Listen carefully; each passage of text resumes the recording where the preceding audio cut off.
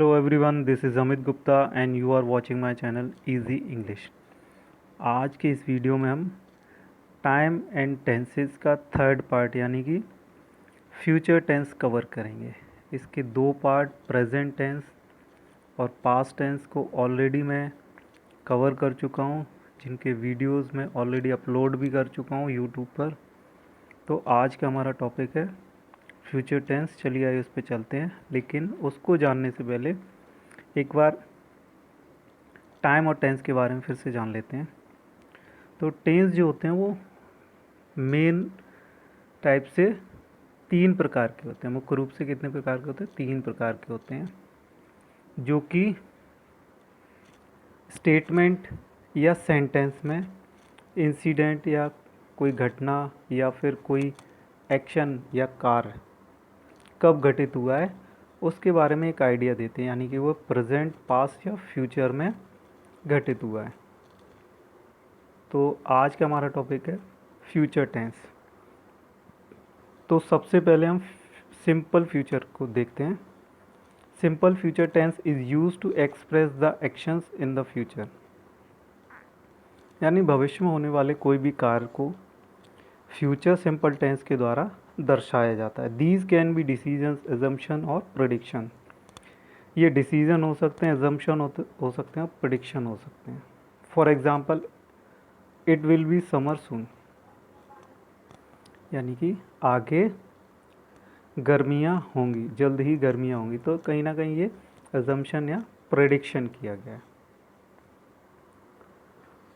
तो सबसे पहले पॉजिटिव सेंटेंस देखते हैं।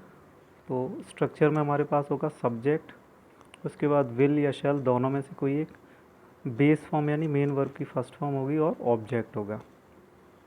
तो एग्जांपल्स हैं वो इस प्रकार हैं। Julia will complete her assignment, he will attend the meeting tomorrow, we shall swim on Sunday, यानी सब्जेक्ट, उसके बाद विल या शैल और मेन वर्ब की first form. Note, in modern English will is preferred to shall, यानी कि modern English में शैल के बजाय विल का यूज़ प्रेफर किया जाता है, यानी शैल का यूज़ ना करके विल का यूज़ ज़्यादा किया जाता है। Shall is mainly used with I and we to make an offer और सजेशन और टू आस्क फॉर एडवाइस। तो शैल का जो कार्य है वो मुख्य रूप से आई और वी के साथ ऑफर या सजेशन के लिए होता है, यानी कोई किसी प्रस्ताव या मशवरे के लिए होता है, या फिर सलाह लेने के लिए भी होता है। With I in the interrogative form using shall to make an offer. तो इंटेरोगेटिव सेंटेंस में आई के साथ शैल का यूज़ ऑफर के लिए किया जाता है। Shall I open the window, क्या मैं खिड़की खोलूँ। With we in the interrogative form using shall to make a suggestion, यानी इंटेरोगेटिव सेंटेंस में वी के साथ शैल का यूज़ करके कहीं ना कहीं सजेशन किया जाता है, यानी कि मशवरा दिया जाता है। Shall we go to the cinema tonight, आज रात क्या हम सिनेमा देखने जाएं। With I in the interrogative form using shall to ask for advice और इंस्ट्रक्शन, यानी इंटेरोगेटिव सेंटेंस में आई के साथ शैल का यूज़ करके एडवाइस या इंस्ट्रक्शंस के लिए भी यूज़ किया जाता है। What shall I tell the boss about this money, यानी इस पैसे के बारे में मैं बॉस को क्या बताऊं। इसका नेगेटिव सेंटेंस देखते हैं। सब्जेक्ट, उसके बाद विल या शैल का यूज़ करेंगे, फिर उसके बाद नॉट आएगा, फिर मेन वर्ब की फर्स्ट फॉर्म यानी बेस फॉर्म और ऑब्जेक्ट। एग्जाम्पल्स इस प्रकार हैं। Julia will not complete her assignment, he will not attend the meeting tomorrow, we shall not swim on Sunday. तो कहीं ना कहीं सब्जेक्ट, उसके बाद विल नॉट या शैल नॉट का यूज़ करके मेन वर्ब की फर्स्ट फॉर्म को यूज़ करेंगे। अब आते हैं इंटेरोगेटिव सेंटेंस यानी क्वेश्चन सेंटेंस पर। तो यहाँ पर सबसे पहले विल या शैल को लगाएंगे, उसके बाद सब्जेक्ट, बेस फॉर्म यानी मेन वर्ब की फर्स्ट फॉर्म और ऑब्जेक्ट, और सबसे लास्ट में क्वेश्चन मार्क। एग्जाम्पल्स हैं। Will Julia complete her assignment, will he attend the meeting tomorrow, shall we swim on Sunday. तो विल या शैल सबसे पहले होगा, उसके बाद सब्जेक्ट होगा, फिर मेन वर्ब की फर्स्ट फॉर्म और ऑब्जेक्ट लगाने के बाद लास्ट में क्वेश्चन मार्क को भी लगाएंगे। Note the structure of the present progressive tense also can be use when an action is promised arrange plan to take place in new future. अगर निकट भविष्य में किसी भी कार के लिए कोई प्रॉमिस किया जा रहा है या कोई कार अरेंज किया जा रहा है, वादा किया जा रहा है या उसकी व्यवस्था की जा रही है या उसकी प्लानिंग की जा रही है, तो फ्यूचर टेंस, इस टेंस को फ्यूचर मानते हुए वहाँ पर प्रेजेंट प्रोग्रेसिव टेंस का भी यूज किया जा सकता है। एग्जाम्पल्स भी दिए गए हैं इसमें हमारे पास। तो पहला एग्जाम्पल है we are moving to Texas next week, यानी अगले सप्ताह हम टेक्सास जा रहे हैं। तो अगले सप्ताह की बात की जा रही है, यानी कि भविष्य की बात की जा रही है। The bus is leaving eight 6 PM, यानी बस 6 बजे छूटेगी। यानी कि दोनों ही सेंटेंसेस जो हैं वो नियर फ्यूचर यानी निकट भविष्य के हैं, वहाँ पर प्रेजेंट प्रोग्रेसिव टेंस का यूज़ किया गया है।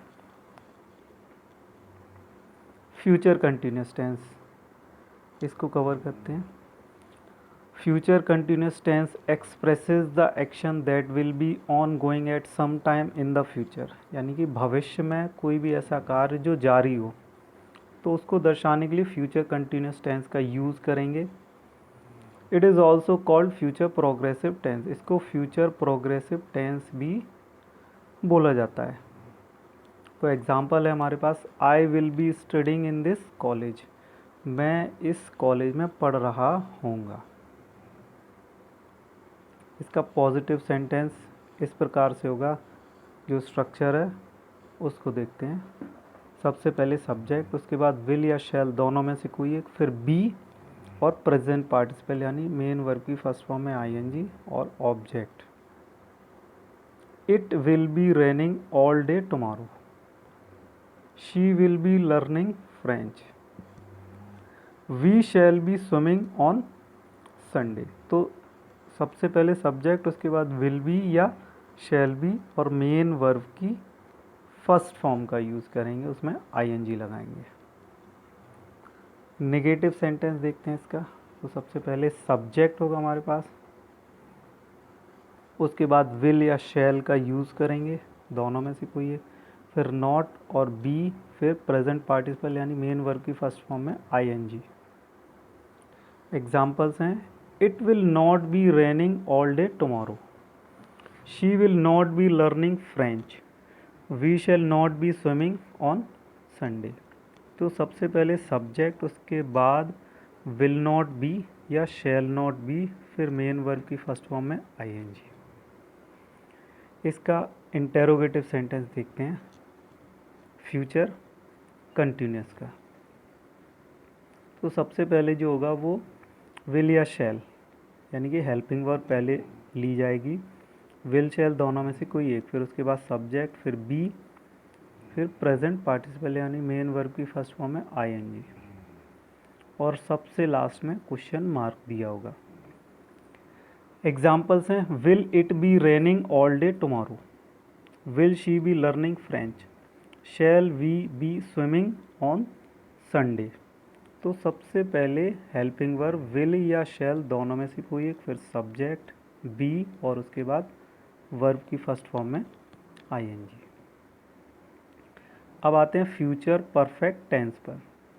Future perfect tense is use to express the action that will be completed in future at some time, यानी फ्यूचर में उस कार्य के लिए जो कंप्लीट हो चुका हो एक निश्चित समय पर, उसको दर्शाने के लिए फ्यूचर परफेक्ट टेंस का यूज़ किया जाता है। तो एग्जाम्पल है I will have studied the French language. इसका पॉजिटिव सेंटेंस देखते हैं, यानी उसका स्ट्रक्चर इस प्रकार होगा, सबसे पहले सब्जेक्ट होगा, फिर विल या शैल दोनों में से कोई एक, फिर हैव पास्ट पार्टिसिपल यानी कि मेन वर्ब की थर्ड फॉर्म होगी। एग्जाम्पल्स ऑफ पॉजिटिव सेंटेंस, यानी इसके एग्जाम्पल्स देखते हैं।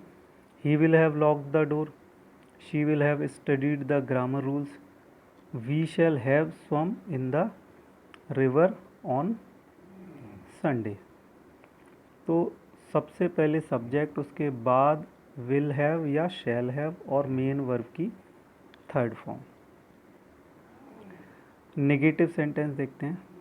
तो सबसे पहले हमारे पास होगा सब्जेक्ट, उसके बाद विल या शैल दोनों में से कोई एक, उसके बाद नॉट, फिर हैव, फिर मेन वर्ब की थर्ड फॉर्म। एग्जाम्पल्स कुछ इस प्रकार होंगे। He will not have locked the door, she will not have studied the grammar rules, we shall not have swum on Sunday. तो सब्जेक्ट, उसके बाद विल नॉट हैव या shall not have और main verb की third form का use किया गया है। इसका इंटेरोगेटिव सेंटेंस देखते हैं। तो सबसे पहले जो होगा सेंटेंस में वो विल या शैल दोनों में से कोई एक, उसके बाद सब्जेक्ट आएगा, फिर हैव और मेन वर्ब की थर्ड फॉर्म। सेंटेंस के लास्ट में होगा क्वेश्चन मार्क।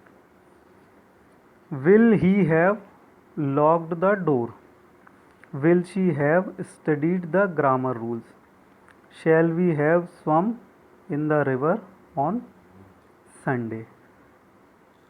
तो सबसे पहले विल या शैल दोनों में से कोई एक सब्जेक्ट होगा, उसके बाद हैव और मेन वर्ब की थर्ड फॉर्म। अब है हमारा future perfect continuous tense. Future perfect continuous tense is used to express the ongoing action that will be completed in future before a certain time. यानी भविष्य में कोई ऐसा कार्य जो जारी हो और एक निश्चित समय पर ख़त्म हो गया हो। इसके लिए हमारे पास एक एग्जाम्पल भी दिया गया है। I will have been studying in this college for 1 year, यानी मैं इस कॉलेज में 1 साल से पढ़ रहा होऊंगा। तो एक निश्चित समय दिया गया है जो स्टार्ट हुआ और एक निश्चित समय बाद वो कार्य ख़त्म हो गया है फ्यूचर में, यानी 1 वर्ष तक, और उसके बाद वो पढ़ाई ख़त्म हो गई। इसका पॉजिटिव सेंटेंस देखते हैं। तो सबसे पहले जो सेंटेंस में होगा वो हमारे पास होगा सब्जेक्ट, उसके बाद विल या शैल दोनों में से कोई एक, हैव बीन, और मेन वर्ब की फर्स्ट फॉर्म में आईएनजी और टाइम रेफरेंस, यानी कि जो समय दिया होगा वो, और उससे पहले सिंस या फॉर का यूज़ करेंगे। एग्जाम्पल्स देखते हैं। It will have been raining all day long, she will have been learning French for 2 weeks, we shall have been swimming for 2 hours. तो सब्जेक्ट, उसके बाद विल हैव बीन या shall have been और main verb की first form में ING. Negative sentence देखते हैं। सबसे पहले हमारे पास होगा सब्जेक्ट, उसके बाद विल या शैल दोनों में से कोई एक, फिर नॉट, फिर हैव बीन, उसके बाद प्रेजेंट पार्टिसिपल यानी मेन वर्ब की फर्स्ट फॉर्म में आईएनजी, और उसके बाद टाइम रेफरेंस होगा। It will not have been raining all day long, she will not have been learning French for 2 weeks, we shall not have been swimming for 2 hours.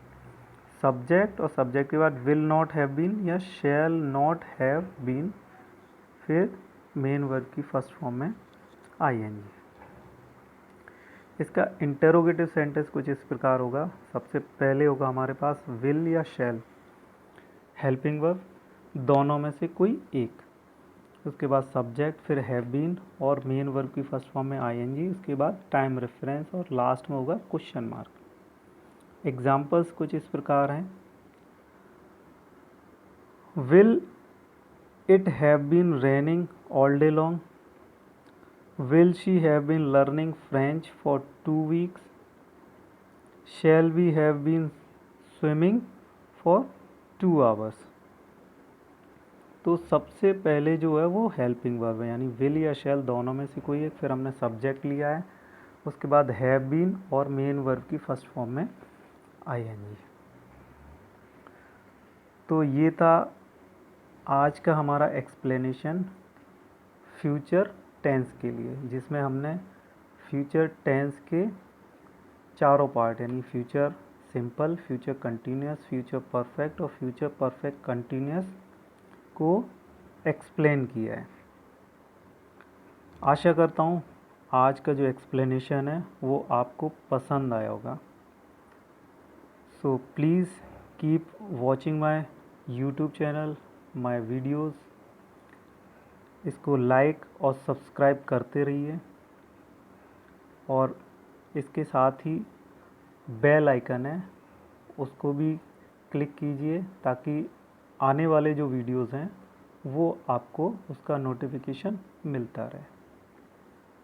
So thank you so much, keep watching my videos, thank you and have a nice time.